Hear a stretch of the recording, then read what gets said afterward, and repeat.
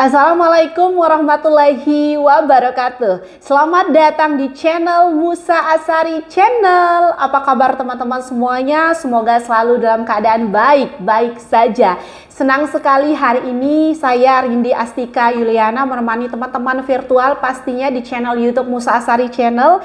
Dan hari ini tetap ya kita dibersamai dengan Prof Musa Asari. Alhamdulillah ya Prof. Ya, sehat kan Prof? Sehat wong tua. Sehat nih wong tua, alhamdulillah ya, walaupun sehat nih wong tua gitu, yang penting jiwanya selalu bahagia dan jaya, begitu ya teman-teman.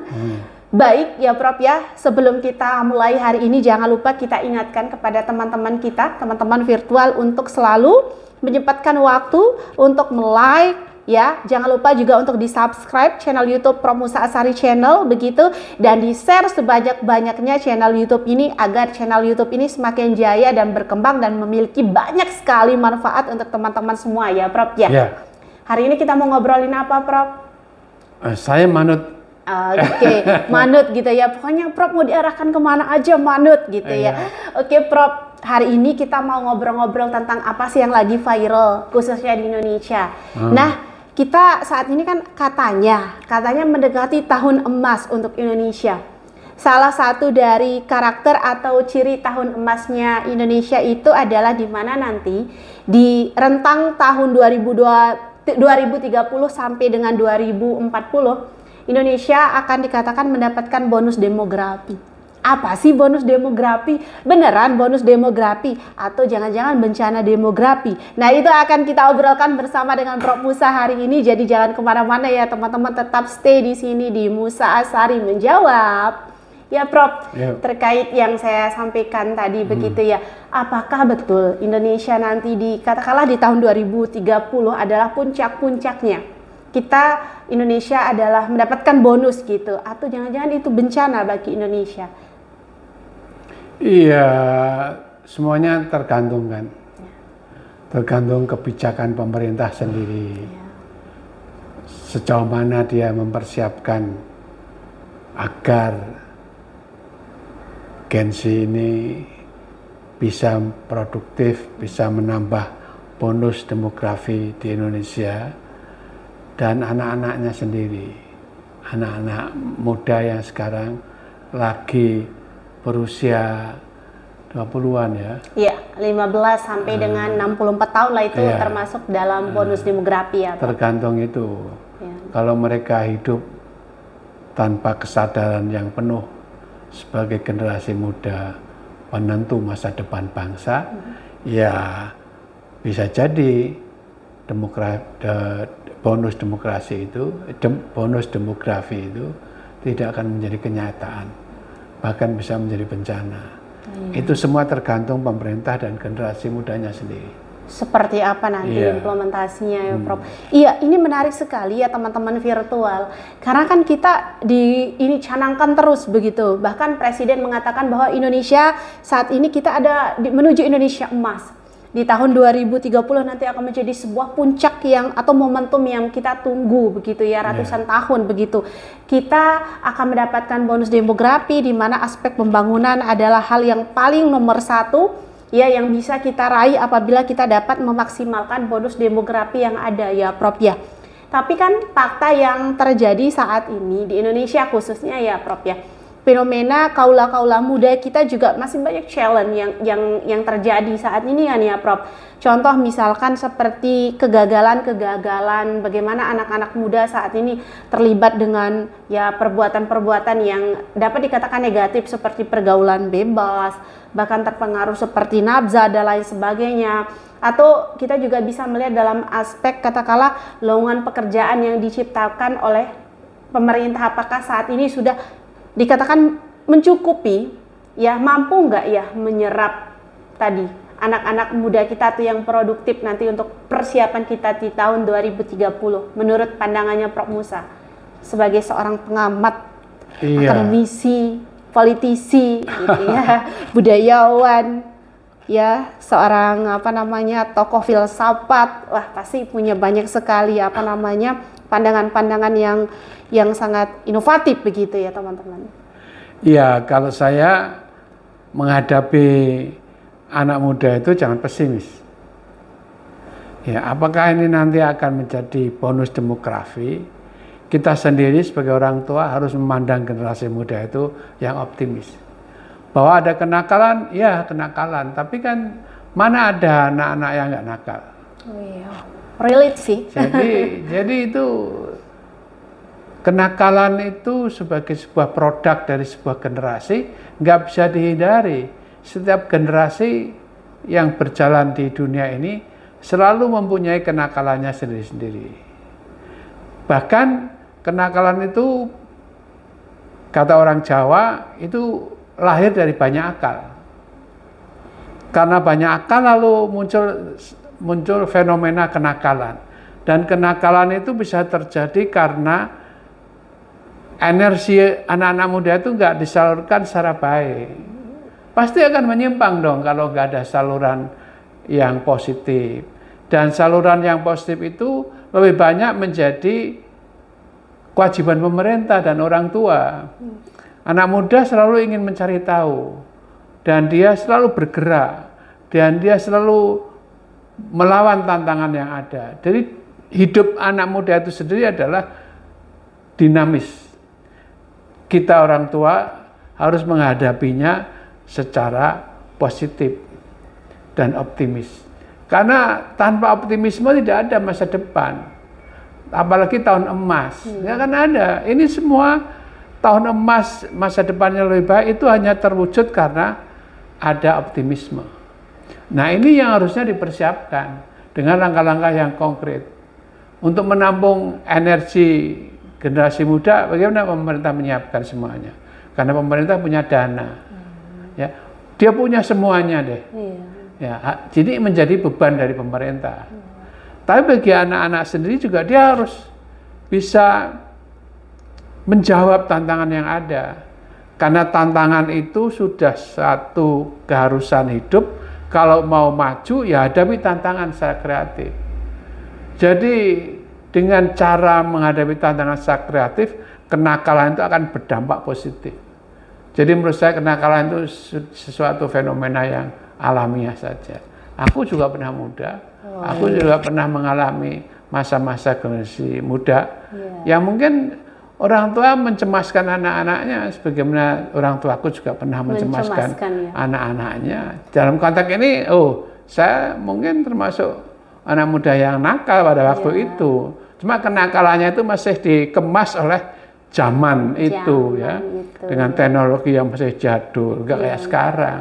Tapi begini Prof, bisa jadi kenakalannya Prof Musa kan kenakalannya pada alaminya anak-anak ya, masih dalam konteks koridor gitu ya Prof ya. Tapi kan terkadang menjadi tantangan saat ini, ya kan Prof. Dulu di eranya Prof Musa kan istilahnya teknologi belum secanggih saat ini, katakanlah demikian, sehingga akses untuk menonton atau melihat video-video atau pembelajaran yang biasa, pembelajaran kan ada yang positif dan negatif ya Prof. Kalau berdampak positif berarti kan membuat anak tersebut menjadi lebih berpengetahuan yang positif, tapi kalau yang ditonton adalah hal-hal yang negatif kan juga berbahaya. Nah saat ini kan gampang banget ya, karena teknologi sudah sangat canggih, bahkan saat ini ada istilah AI ya Prof ya, artificial intelligence itu yang membuat anak-anak muda kita lebih gampang mengakses pengetahuan apapun. Nah itu kan kadang berpengaruh terhadap psikologi si anak, bahkan perkembangan pengetahuan si anak ya kan Prof ya. Nah itu gimana ya Prof nanti? Iya, saya orang yang tidak mencemaskan anak-anak muda. Bijak sekali ya filsuf kita. Karena orang tua mau apapun tetap akan meninggal dunia dan digantikan oleh anak muda. Nah, kalau kita optimis, kalau kita nggak optimis terus mau pesimis. Nah kalau kita pesimis, bagaimana nasibnya anak muda kalau orang tuanya aja pesimis? Jadi buat saya biasa-biasa aja. Kenakalan itu biasa dialami oleh setiap orang, setiap generasi. Bahwa kenakalan generasi angkatan tahun saya beda dengan yang sekarang, yaitu wajar karena perubahan dari situasi. Nah, jadi menurut saya kita orang tua harus tetap optimis. Karena kalau kita pesimis terhadap anak muda, lah nanti pesimisme yang menggantikan kita, dan kita nggak mau sudah hidup dengan optimis tiba-tiba harus pesimis. Ya kita harus berjuang mati-matian. Orang tua berusaha sekeras mungkin, pemerintah harus bisa mempunyai program yang positif, konstruktif untuk anak muda, dan anak mudanya sendiri juga harus sadar bahwa kenakalan itu nggak bisa diterus-teruskan. Anda mau nakal, iya, sampai kapan? Masa sampai punya anak pun kau masih nakal juga? Anakmu nanti gimana? Anakmu nggak bisa dibesarkan dengan kenakalan. Karena kenakalan tanpa kecerdasan susah. Tapi orang Jawa bilang kenakalan itu karena banyak akal. Ya udahlah, baguslah. Jadi saya positif aja menghadapi anak-anak muda. Karena mau tidak mau, saya akan menyerahkan kepada generasi muda. Dan saya alami ketika saya akan menyerahkan perusahaan saya kepada anak-anak saya. Mungkin perasaan khawatir segala macam. Tapi beri kesempatan orang belajar. Karena kalau dia diberi kesempatan belajar, dan orang mengawasi, orang tua membimbing dan mengawasinya, saya kira akan terjadi perpaduan antara energi orang tua dan anak muda, orang tua dengan kearifannya, anak muda dengan kedinamisannya, mencoba peluang yang ada, dan itu akan bergabung menjadi kekuatan doa dan juga kekuatan kecerdasan. Jadi jangan pesimis deh. Saya nggak usah pesimis ya. Nggak mau pesimis. Jadi kalau bahasanya Prof Musa di sini ya teman-teman, kenakalan itu adalah banyak akal gitu ya. Abu Nawas, banyak akal gitu. Jadi bukan berarti nakal dalam hal negatif, karena ternyata setiap zaman itu pasti anak-anak pasti akan ada nakal, tapi entah nakalnya apakah sesuai dengan koridor pada masanya masing-masing ataupun tidak gitu. Nah itu menjadi PR bersama ya nggak sih Prof? PR bersama si anak-anak itu punya kesadaran apakah selamanya harus nakal, menjadi orang tua nanti misalnya apakah akan terus nakal, karena tidak bisa kita membesarkan anak dengan pola yang nakal juga, ya kan Prof ya? Lalu dari sisi pemerintah nih Prof ya, kan kita bonus demografi lagi-lagi karena dicanangkan di tahun 2030 sampai 2040 adalah puncak-puncaknya, karena targetnya Indonesia emas berkelanjutannya di tahun 2045. Ya kan Prof, otomatis dalam aspek segi pembangunan, apakah Indonesia sudah siap saat ini menata itu Prof? Menurut Prof Musa, dalam segi investasi misalnya, apakah investasi dalam negeri, investasi luar negeri kita itu sudah dikatakan sudah cukup baik saat ini untuk prepare anak-anak muda kita mengisi plot-plot atau mengisi part-part yang akan diisi nanti ke depan agar bonus ini betul-betul kita dapat rasakan gitu Bro. Iya begini ya, ini kan soal manusia. Generasi apapun itu berkaitan dengan manusia. Jadi menurut saya, pemerintah sendiri bagaimana menyiapkan pertumbuhan generasi ini. Jangan dibunuh pikirannya.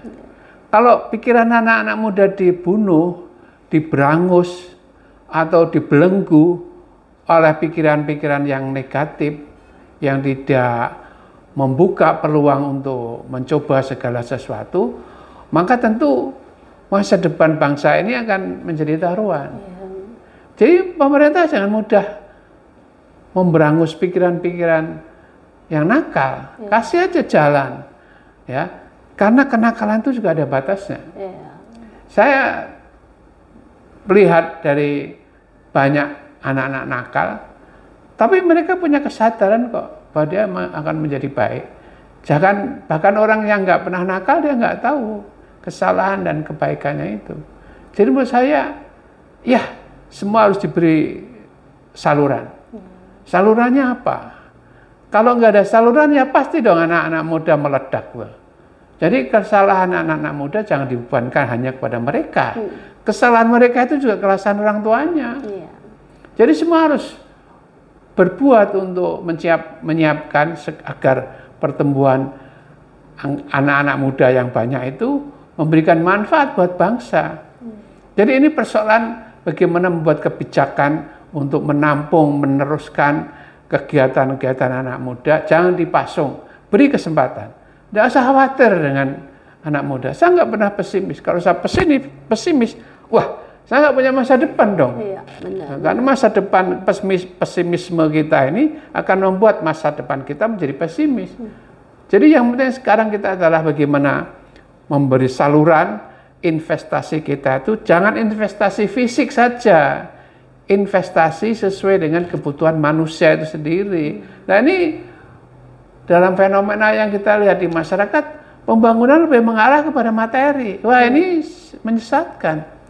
Karena kehidupan, kebahagiaan, kesuksesan itu bukan hanya ditentukan oleh materi, juga ditentukan oleh moral. Sebab sejauh mana ini semua disiapkan oleh pemerintah. Kalau pembangunannya itu orientasinya hanya materi, saya kira generasi muda juga akan menjadi materialistis.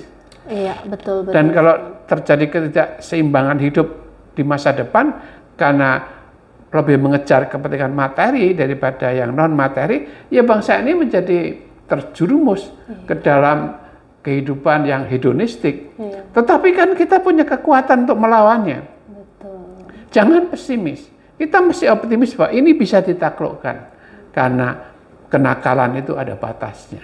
Orang juga belajar dari kenakalannya. Enggak ada kenakalan yang abadi. Karena kenakalan abadi akan membuat hidupnya masuk neraka. Neraka di dunia karena kegelisahan hidup. Apalagi yang di akhirat nanti, di dunianya saja sudah mengalami neraka, pesimistis itu kan neraka juga. Hidup kok pesimis? Hidup cuma sekali, pesimis buat apa? Nggak usah hidup aja. Sekalian aja ini ya, kembali lagi ke tanah gitu ya. Nah ya, jadi menurut saya nggak perlu terlalu pesimis terhadap anak-anak muda. Generasi sekarang itu juga produk dari generasi yang dulu. Betul. Dan ini semua akan berlanjut dari tahun ke tahun, dari sejak jatuhnya peradaban anak keturunan Adam. Tapi selalu kita ulang. Peperangan itu kan sejak dulu sampai sekarang nggak pernah hilang. Betul. Hanya berganti aja, dan berganti alatnya, berganti orangnya. Iya. Dan kenakalan yang tadi Anda sebut seperti macam-macam itu, wah itu bukan hal yang baru. Ini produk dari perkembangan. Betul. Kalau sekarang nakalnya seperti zaman saya nakal gitu, ya nggak bener dong. Masa dia harus nakal seperti zaman saya nakal? Ya nggak maju-maju dong. Jadi kenakalan juga harus ada kemajuannya, tapi jangan merusak. Iya. Kalau merusak semuanya rugi, termasuk dirinya sendiri. Betul. Jadi optimis saja lah. Iya, berarti kalau kita berbicara terkait bonus demografi ini, yang harus dilakukan oleh pemerintah adalah ya optimis saja dengan memang target kita nanti di 2030 dan seterusnya adalah ingin menciptakan ya Indonesia emas ya kan Prof. Berarti ya harus yakin. Jangan pernah berpikir bahwa generasi kita ini penuh dengan generasi pesimistik, generasi yang amburadul, tidak ya Prof. Tapi betul-betul yakin bahwa ini udah kita godok mateng ya kan Prof ya. Dan tadi menarik ya, meresap sekali rasanya ketika Prof Musa menyampaikan bahwa gini loh, Indonesia jangan hanya fokus terkait hedonistik, materialistik dalam arti hanya melihat pembangunan dalam aspek materi, ya kan Prof? Tapi lihatlah pembangunan itu dalam aspek ya knowledge, dalam arti bukan hanya knowledge hard skill, tapi juga soft skill. Ketika kita berbicara soft skill, bagaimana adab si anak itu dibentuk dan lain sebagainya, mentalnya dibentuk, itu kan soft skill. Berarti yang harus dibangun dulu, yang saya tangkap adalah manusianya tadi ya Prof ya. Karakter yang harus, ya betul nggak sih Prof? Iya, manusia itu apa? Makhluk sosial. Iya, memang gerakan fisiknya yang kita lihat. Tapi gerakan fisik itu adalah cerminan dari gerakan non fisik yang ada di dalam pikirannya, ada dalam jiwanya, ada dalam hatinya. Ini semua harus ditumbuhkan. Jadi konsep pembangunannya dengan pembangunan material. Sebagaimana yang sekarang nampak kayaknya ya. Yang kelihatan. Iya, bahkan yang lebih diunggulkan atau digenjot adalah kelihatan lebih ke materi. Lah ya, kalau materi digenjot tapi dasar non materinya rapuh, ya jatuh. Jadi bisa jadi bangunan-bangunan yang hebat, jembatan-jembatan yang hebat, jalan-jalan yang hebat akan runtuh kalau manusianya itu tidak berkarakter. Ya bangun jembatan tapi ukuran kualitas bangunannya rendah, ya diterjang banjir sekali ambrol. Jadi semuanya itu tergantung pada karakter, kualitas hidup rohani dari generasi itu sendiri. Kalau enggak, nanti generasi emas itu ukurannya hanya emas secara fisik, tapi bukan emas secara budi pekerti. Orang harus mempunyai kualitas emas dalam karakternya. Dan itu yang harusnya menjadi landasan dari harapan untuk menjadikan bonus demografi itu memberi manfaat buat bangsa ini. Kalau enggak, bangsa ini akan semakin sengsara. Betul. Tapi bukan berarti kita pesimis. Iya. Ini memang fakta ada. Justru karena faktanya begini, kita harus berusaha. Jangan hanya membangun yang fisik, tapi yang non fisik perlu. Jangan sampai yang fisik meninggalkan yang non fisik. Keseimbangan itu harus dijaga. Karena kalau pembangunan itu hanya fisik tanpa ketinggian spiritual akan ambruk juga. Dan itu sudah terjadi dalam sejarah. Pondasinya itu tidak kuat ya. Iya, peradaban-peradaban jatuh itu kan sejak dahulu. Sejak zaman Yunani sampai sekarang. Dan bahkan peninggalan-peninggalan yang ada ini juga ada keruntuhan sebuah bangsa. Betul sekali. Jadi yang penting jangan sampai hanya pemerintah berfokus pada pembangunan materi. Materi itu perlu, tapi materi itu hanya sementara. Kira-kira umurnya berapa sih usia hidup di dunia ini? Kalian kan cuma hidup paling banyak umur 90. Tapi banyak yang belum 90 udah game. Yang muda-muda. Saya masih lumayan dah, sudah lewat 72. Karena ilmunya masih dibutuhkan oleh halayak banyak. Jadi optimis saja lah hidup ini. Maju terus, jaga keseimbangan antara jasmani dan rohani. Kalau dulu zaman awal pemerintahan Pak Harto disebut pembangunan manusia seutuhnya. Tapi dalam perkembangannya tidak utuh karena terjebak pada hanya pembangunan ekonomi. Ekonomi saja. Iya, hanya korupsi juga kemana-mana. Iya, betul. Ya, mirip-mirip lah. Ya, kembali ke laptop. Nah, terkait apa yang disampaikan Prof. Musa ya, teman-teman virtual kita, kalau kita melihat tadi, yang kita lihat bareng-bareng saat ini kan Indonesia tuh nampaknya lebih terlihat pembangunan secara material ya Prof ya. Lalu kan tantangan yang paling jelas saat ini adalah pembangunan jiwanya, pembangunan perilaku bagi yang produktif saat ini, usia-usia produktif saat ini. Menurut Prof. Musa, apakah Indonesia saat ini sudah siap untuk bonus demografi di tahun 2030 dalam karakter loh, dalam segi karakter, bukan dalam arti materi yang sesungguhnya? Iya, saya kira catatan dalam pengembangan karakter bangsa itu adalah perilaku yang banyak yang diwujudkan karena dorongan materi, yaitu rendahnya keadaban. Nah, kalau hubungan antar manusia tidak dijiwai oleh keadaban, maka bangunan materi ini akan runtuh. Jadi saya kira ini menjadi catatan buat pembangunan kita. Indonesia khususnya ya Pak? Iya, jadi kembali lagi kepada konsep manusia yang utuh. Jangan manusia yang ditentukan hanya materi saja. Tapi memang manusia yang materinya nggak tercukupi, juga rohaninya sulit tumbuh. Jadi sejak awal konsep pembangunannya itu harus meseimbangkan antara jasmani dan rohani. Rohani penting karena dia menjamin masa depan. Tapi masa depan tanpa jangka pendek duniawi juga nggak mungkin. Jadi dua-duanya harus dikembangkan secara seimbang. Itu yang kita harapkan dari pembangunan Indonesia saat ini. Artinya Indonesia saat ini sebenarnya masih punya kesempatan ya kan Prof untuk membenahi itu. Walaupun saat ini memang belum cukup dikatakan puas begitu ya, tapi it is necessary gitu ya. Itu perlu untuk kita lakukan untuk godok PR-PR apa yang saat ini masih kurang. Indonesia masih punya kesempatan ya untuk memperbaiki itu sehingga nanti ketika Indonesia emas yang betul-betul target kita di tahun 2030 itu betul-betul kita bisa dapatkan dengan begitu utuh. Ya Prof, harapannya ya. Iya, jadi harus ada perbaikan terus-menerus. Bahwa ada yang kurang, ya diperbaiki. Tidak ada sebuah konsep yang sempurna. Mungkin sebuah konsep itu cocok untuk satu periode, tapi pada periode yang lain juga harus dikembangkan, diperbaiki lagi sesuai dengan keadaan yang sedang berlaku.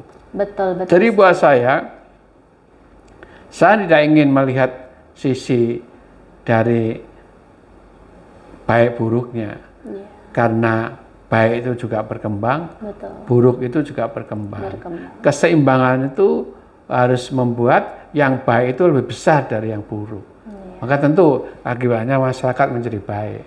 Tapi kalau buruk lebih kuat dari yang baik, maka semua dikuasai oleh yang buruk. Dan itu mengkhawatirkan.